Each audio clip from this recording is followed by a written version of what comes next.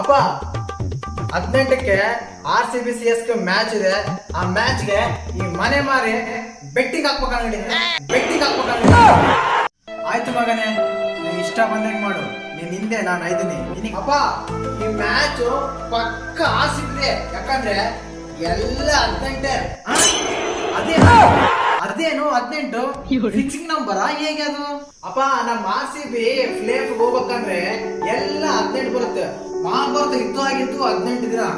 ಈಗ ನಮ್ಮ RCB ಫ್ಲೇಫ್ ಹೋಗ್ಬೇಕಂದ್ರೆ 18 ಓವರ್ಗೆ ಚೇಂಜಿಂಗ್ ಮಾಡ್ಬೇಕು. ಚೇಂಜಿಂಗ್ ಮಾಡಿದ್ರೆ ಫಸ್ಟ್ ಬ್ಯಾಟಿಂಗ್ ಆದ್ರೆ 18 ರನ್ ಇಂದ ಗೆಲ್ಬೇಕು. ಇನ್ನೊಂದು ವಿಶೇಷ ಏನಂದ್ರೆ ನಮ್ಮ ವಿರಾಟ್ ಕೊಹ್ಲಿ ಅವರ ಜರ್ಸಿ ನಂಬರ್ 18. ಅದಕ್ಕೆ ಮ್ಯಾಚ್ ಆಗೋದು 18ಕ್ಕೆ. ಎಲ್ಲ 18. ಅದಕ್ಕೆ ಕೊಹ್ಲಿ ಜರ್ಸಿ ನಂಬರ್ 18 ಅಲ್ವಾ, ಅದಕ್ಕೆ ಪಕ್ಕ ಗೆಲ್ಲೋದು RCB ಅಂತ ನಂಗೆ ಅನಿಸ್ತಾ ಇದಪ್ಪ ಮಗನೇ. ಹಾಗೆ 2 ಚಿಪ್ ರೆಡಿ ಮಾಡ್ಕ. ಯಾಕಪ್ಪ, ಏನಕ್ಕೆ ಚಿಪ್ಪು? ಯಾಕಂದ್ರೆ ಅಲ್ಲಿರೋದು ಫಿಕ್ಸರ್.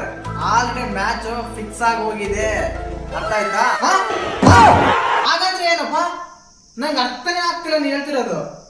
ನೋಡು ಮಗನೆ, ಒಂದ್ ಡೈಲಾಗ್ ಹೇಳ್ತೀನಿ, ಆ ಡೈಲಾಗ್ ಅಲ್ಲೇ ಅರ್ಥ ಮಾಡ್ಕೊಂಡ್ಬಿಡು. ಫುಲ್ ಡೀಟೇಲ್ಸ್ ಆಗೆಲ್ಲ ಹೇಳಕ್ ಆಗಲ್ಲ. ಏನ್ ಗೊತ್ತಾ, ಗತಿ ಇಲ್ಲ ಮತಿಲ್ಲ ಅಂತ ನೋಡು. ಹಾಗೇನೆ CSKಗೆ ಮತಿ ಇಲ್ಲ, RCB ಹತ್ರ ಮನಿ ಇಲ್ಲ.